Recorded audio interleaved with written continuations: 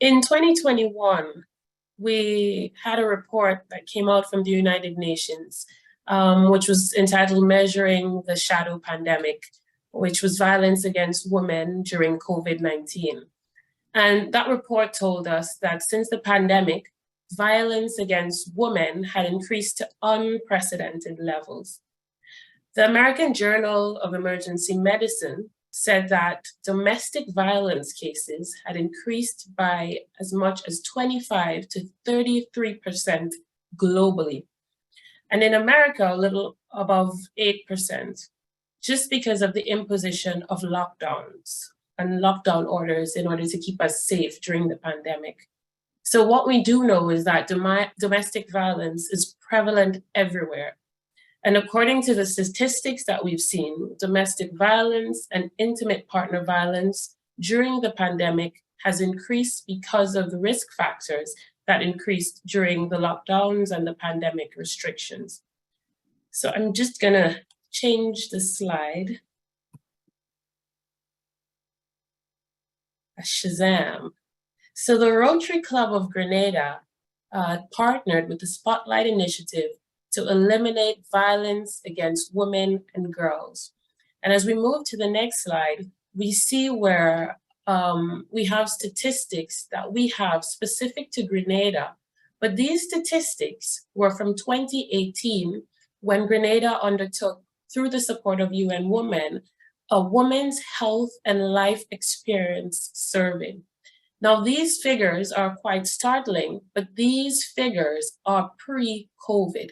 And as I just alluded, this situation would have increased since our COVID experience. So it's called the shadow pandemic because it was happening against the backdrop of the COVID pandemic.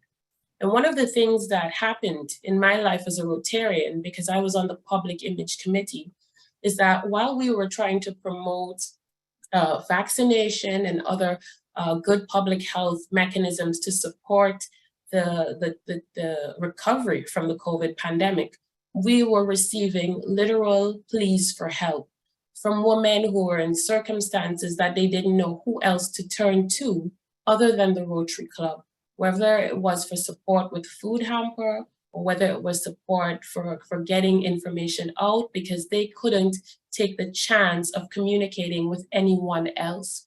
And so it became very apparent to us as Rotarians that much more than we were currently doing and that we even thought was in our capacity to be done, had to be done so that we could reach this very important and vulnerable community of young women and women and even men who are experiencing situations of violence against women and girls.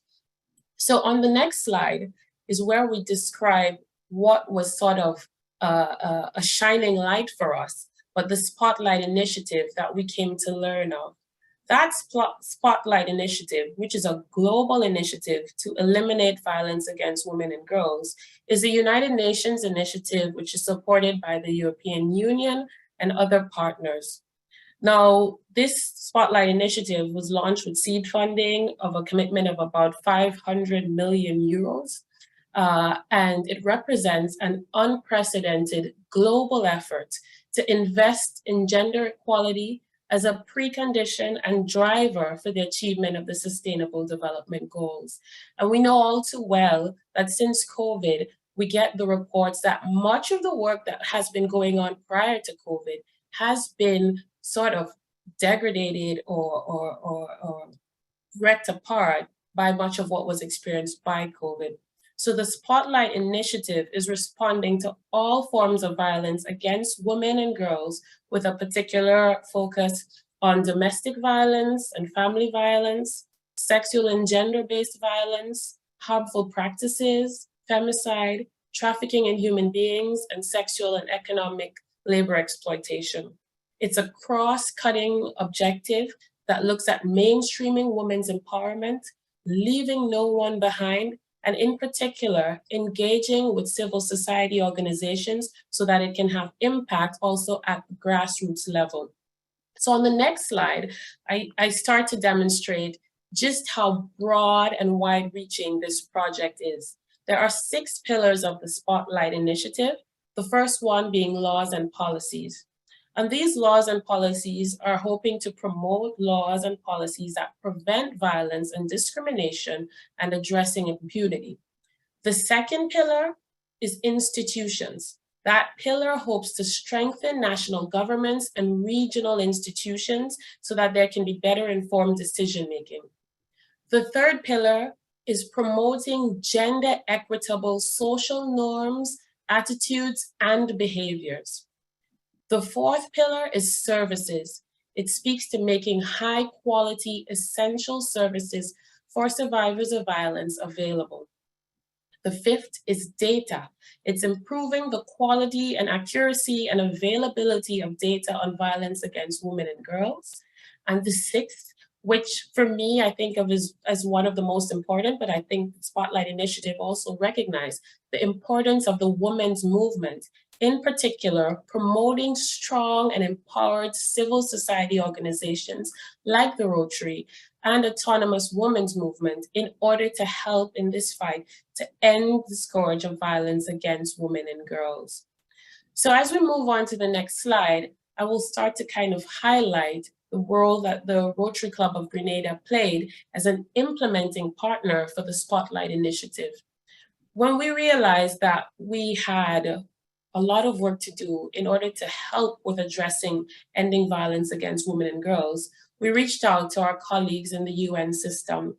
And through the UN Women, we got to know about the Spotlight Initiative, and we drafted a proposal for support of about $5,000 to help us with building our capacity to implement a project to support ending violence against women and girls.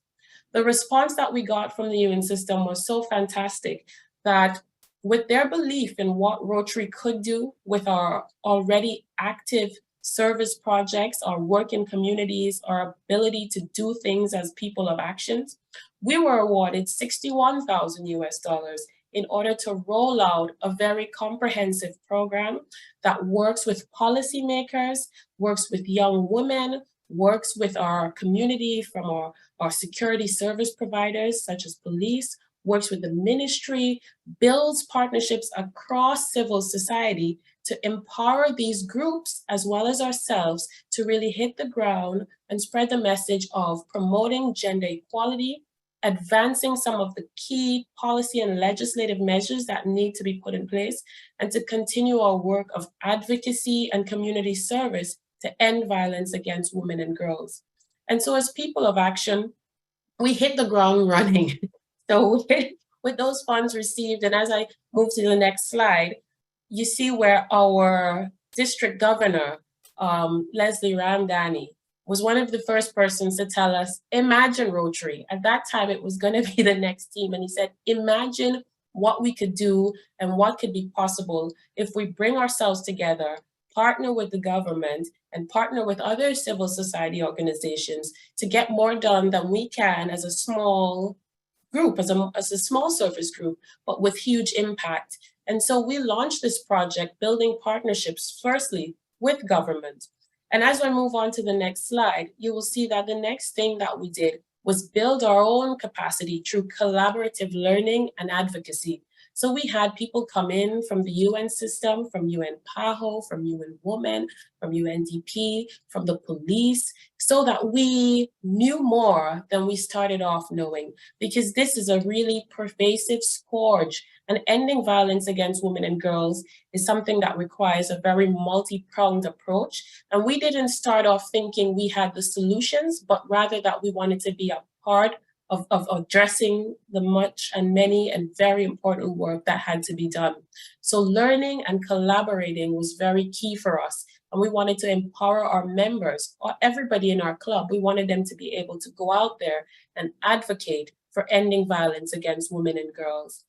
The next thing we did, as we raised our imagination, is partnered with an influencer, Cole Baldeo, who had already been promoting what's called island pop music, a young woman in herself who breaks a lot of gender stereotypes, was very eager to partner with our club because she also wanted to spread the word, not just on the platform that Rotary would use as a professional and service club, but on a platform that reached a wider audience than we sometimes can imagine. And so partnering with someone who was active in the pop and youth attractive era was very key for us. It got the message across to a wider audience than we thought imaginable. And moving on to the next slide, you see where we worked with young girls and young boys, because this is not a message that is solely for women. Ending violence against women and girls is an all hands on deck necessity, but it also engages our young people, because there is nothing that is so taboo as not being able to speak up when you're in a situation of violence or sexual exploitation, that we are sometimes shuddered into silence, that it remains underreported. So we wanted our young girls to identify and know what was appropriate and inappropriate behavior, be able to advocate on their own behalf, and to have the confidence to speak up, to figure out which resources, who they can go to, so that they can not only say no, but help their sisters, help their community. And so it's been very important for us to have these busloads of young girls active in fun learning. So when we were learning, it was sitting down and having a coffee. But when we were interacting with our youngsters, it was almost like a fun play day. We had busloads, maybe at 100 of children at a time, at playing fields in our Eastern District, learning about ending violence against women and girls.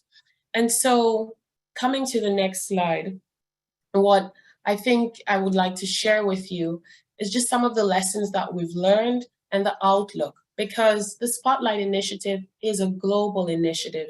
It's happening in Africa, it's happening across the Caribbean, it's in Latin America, it's in Asia, and it means that there are a lot of opportunities for partnership with many different Rotary clubs who can design just as impactful projects.